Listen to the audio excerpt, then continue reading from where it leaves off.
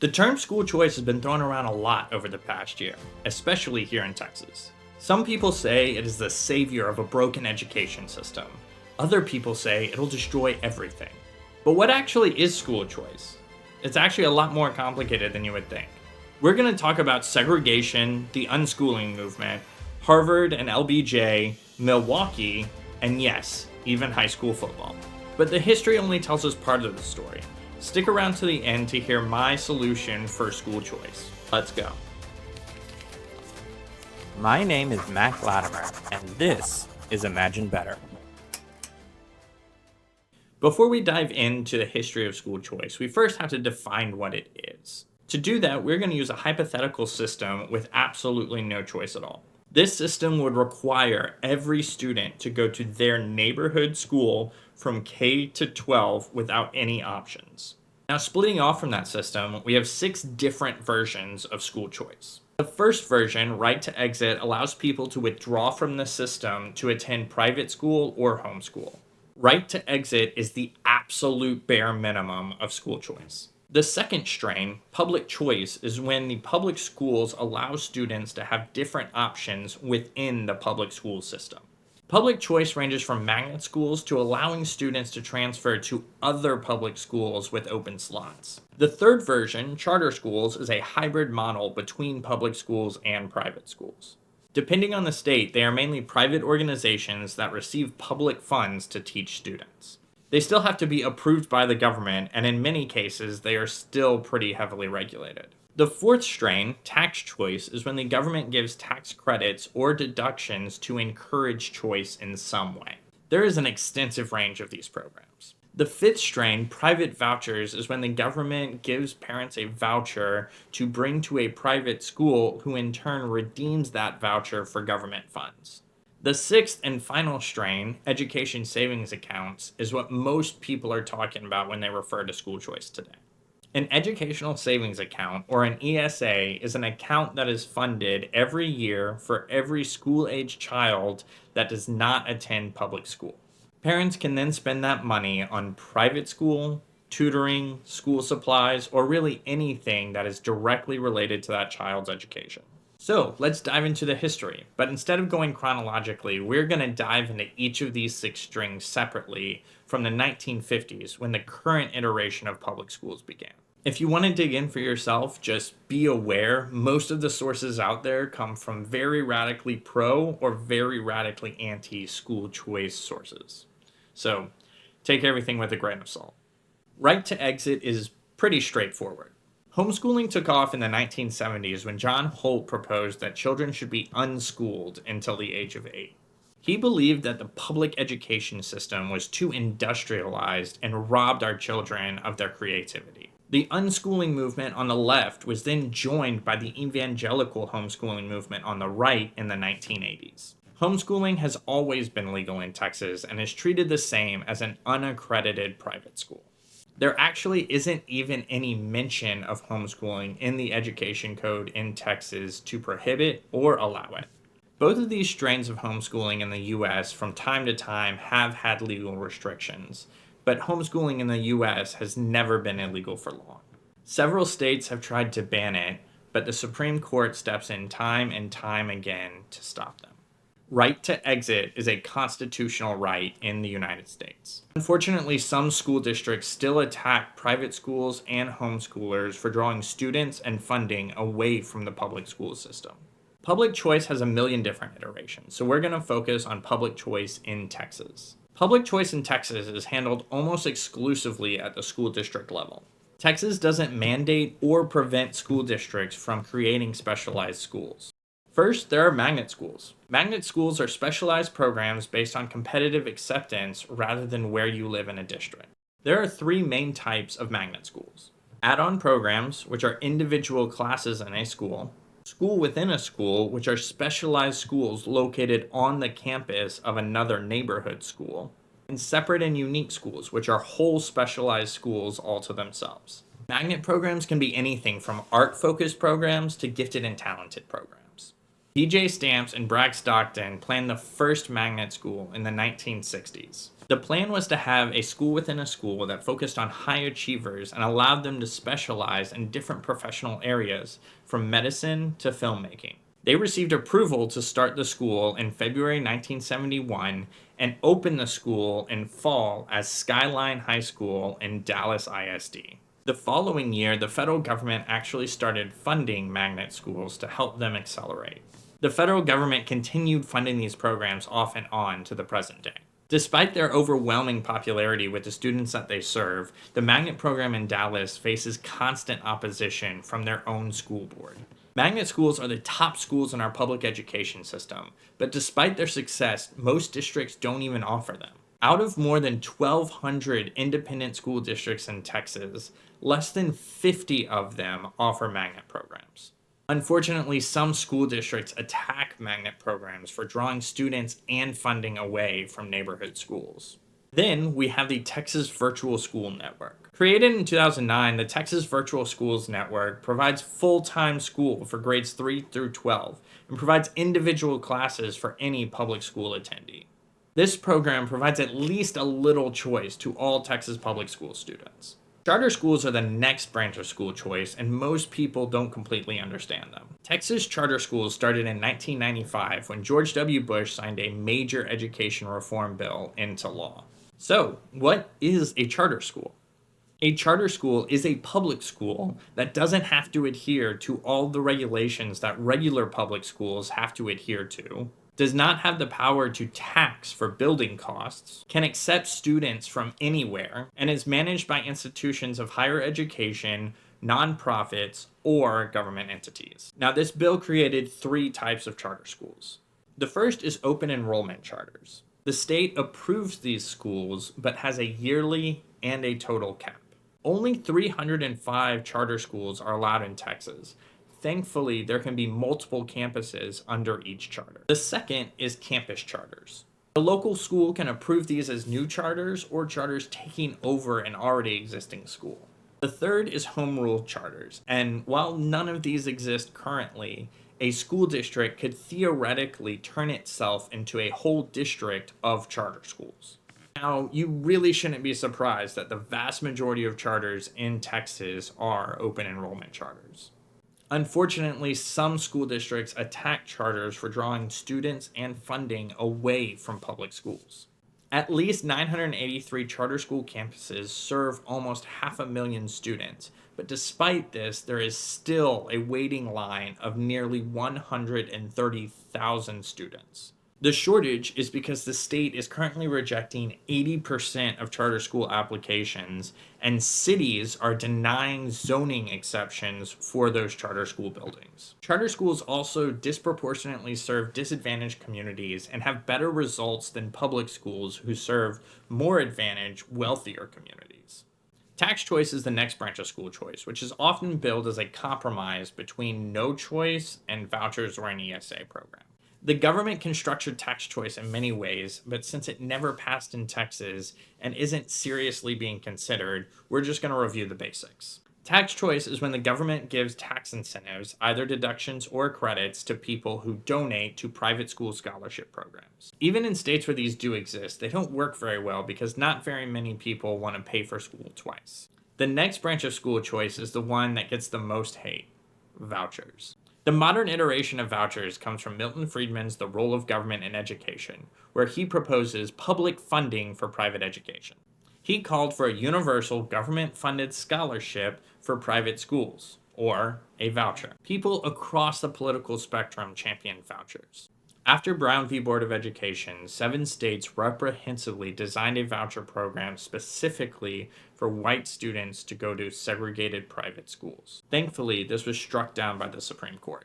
On the other side, Christopher Jenks, a Harvard inequality scholar, Ted Sizer, the dean of the Harvard Graduate School of Education, and Philip Witten, another Harvard education scholar, all of whom were progressive academics, argued that public inner-city schools destroyed rather than developed human potential. They proposed a means-tested voucher system to help the poor out of poverty. They even convinced the Johnson administration to run a pilot program out of Alum Rock, California. However, the Nixon administration did not renew the funding, and the program died before conclusive results were available. In the 80s, we saw supportive vouchers from the Reagan administration, but they settled just for funding magnet and charter schools. In 1990, in Milwaukee, Republicans and Democrats came together to create the first voucher system for the lower class. It proved so successful that they later expanded it to the middle class as well. Now we're going to zoom in on Texas's history with vouchers. In the charter school bill that we talked about earlier in 1995, George W. Bush originally intended to include vouchers in that bill. But in order to get it passed, he had to compromise and just included charter schools. Then, in 2005, Rick Perry backed a limited voucher program for disadvantaged students. That bill failed on a vote of 72 to 71 and marked the end of the voucher fight in Texas. That leads us to our final branch of school choice, education savings accounts, or ESAs. There are two big reasons the school choice movement moved from vouchers to ESAs. The first is that vouchers encourage private schools to charge up to the max amount of the voucher because if they don't, then the student loses that benefit anyway. An ESA allows that parent to use that money for any educational purposes or even roll it into a college savings account. For instance, if the ESA is worth $10,000 a year and the private school is only worth $8,000, then that parent can pay for tutoring, school supplies, or even an online education program. Theoretically, ESAs will produce competition in both price and quality. The second reason is the courts. In 2011, Arizona's Supreme Court ruled that vouchers are unconstitutional, but ESAs weren't. Even though the Supreme Court has cleared this up several times, activists have already moved on from vouchers to ESAs. After the Arizona victory, Greg Abbott was elected governor of Texas and pushed for ESAs in 2017. ESAs passed the Senate, but unfortunately, they didn't even get out of committee in the House. 2020 changed everything. Two main events happened in 2020. One was COVID, which shut down the public school system and showed parents what students were actually learning in their classes. Seeing a combination of propaganda and lack of rigor, paired with anger over school closures, created a mass exodus out of the public school system. That's when parents started to look for other options. That same year, in June, the Supreme Court said that school choice programs that excluded religious schools was unconstitutional and a violation of the First Amendment, freedom of religion. ESAs took off. In 2021, New Hampshire and West Virginia passed limited ESA programs. In 2022, Arizona passed the first universal ESA program.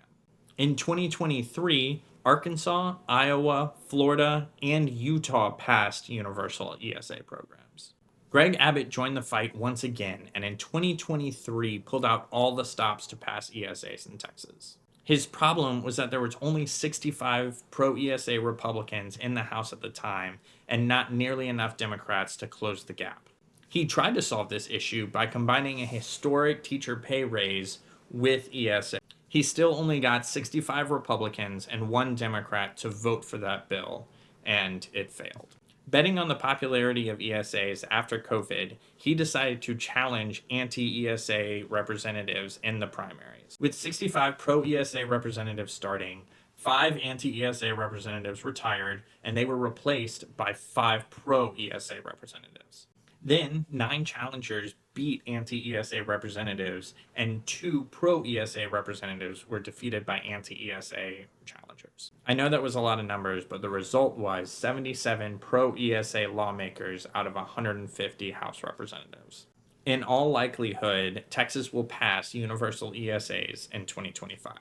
That brings us to the present. So what are the problems with school choice? Let's go through the arguments one by one, and hang on with me because there are 8. The first argument is that ESAs are racist and just another way to segregate schools. Just because there are segregationists who once wanted school choice doesn't mean that ESAs are racist. Segregationists also used to want public schools because they were segregated. That said, what we see when we give students a way out of the public school system is that the people that leave are overwhelmingly disadvantaged students, no matter what their race is.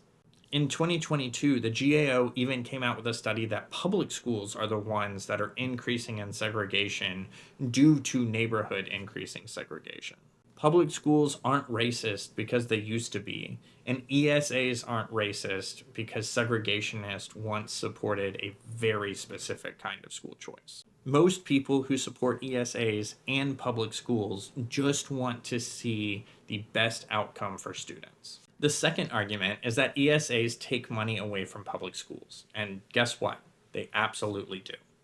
Every student who leaves the public school system lowers that public school's funding by the amount of funding they were receiving for the attendance of that one student. However, average per student funding for that school actually increases when a student leaves due to funding that's not based on attendance, like building funds. But funding is still a valid argument against school choice. The schools that see the most students leave will struggle to stay afloat, and eventually some of them may even shut down. We are already seeing this from the lowest performing schools in places like Miami. The third argument is that ESAs increase overall government spending.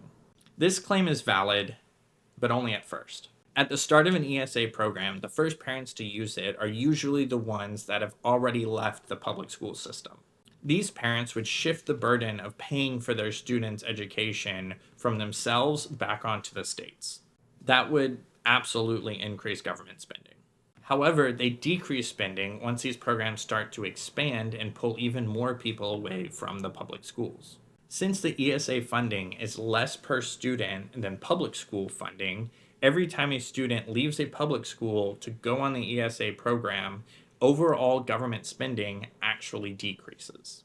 Once the second effect outweighs the first effect, government spending will be lower. The fourth argument is that it would decrease participation in school sports. The argument is that most private schools won't have sports teams, and that once enough people leave public schools, those public schools won't have the money to fund the big sports anymore. This effect entirely depends on demand. If parents want their students to attend a school with sports, they will. If parents don't want that, they won't. The fifth argument is that rural communities will suffer because their public schools are their largest employer. The story goes that if a private school pops up in a rural community, then that private school could draw away all the students from the public school. Then the public school would have to shut down. If the public school is that bad to begin with, maybe it shouldn't have been there in the first place. But even if that does happen, all of those people can go work at the private school, which is serving just as many students. The sixth argument is that if school choice passes, people in nice neighborhoods might lose some of their home's equity. That is absolutely true, and some people in bad school districts will actually gain home equity. The seventh argument is that these schools don't have accountability. And in the traditional sense, that's correct. A private school can choose its metrics to measure its success, and the state can't shut down the private school without cause. But the massive increase in accountability is parents. If a private school is underperforming, those parents can leave and go to another private school or the local public school. The market is the accountability system for private schools. And finally, the last argument against school choice is the strongest. Public schools have too much red tape and they cannot compete against the flexibility of private schools. There is no way for them to win this fight. This argument is entirely accurate and is the exact reason that we need school choice. So, how can we fix that last problem? School choice at its core is a funding question. How do we fund the education of our minors? We already have several options. We have homeschools, private schools, public schools, magnet schools, charter schools, but the problem is they're all funded differently. That's an issue. We need to unify school funding and let all of these different models compete. ESAs could be the vehicle for that. We can decide how much we will fund each student per year and let all parents choose where that funding goes. All of these different choices will set their price and the parents will decide. But that would mean all the red tape would have to go away, and we would have to be okay with forms of education that we don't like. Yes, there will be Christian schools, there will be Islamic schools, there will be conservative schools, and there will be liberal schools. We have to be okay with that. The left talks about coexistence and the right talks about freedom. Well, this is where we can live those values. So, what do you think? Is changing school funding at its core too much? Let me know in the comments. If you made it to the end, thank you so much, and here is how you can help us. First, you can click the like button and the subscription and notification buttons if you're on YouTube. Then you can go into the show notes of this video and follow Imagine Better Media on all of the social media platforms that you use regularly.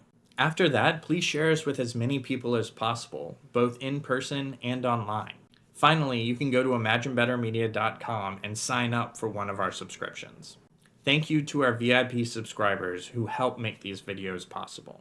Let's imagine better and make it happen. And while you're here, you can click here to check out our other stories.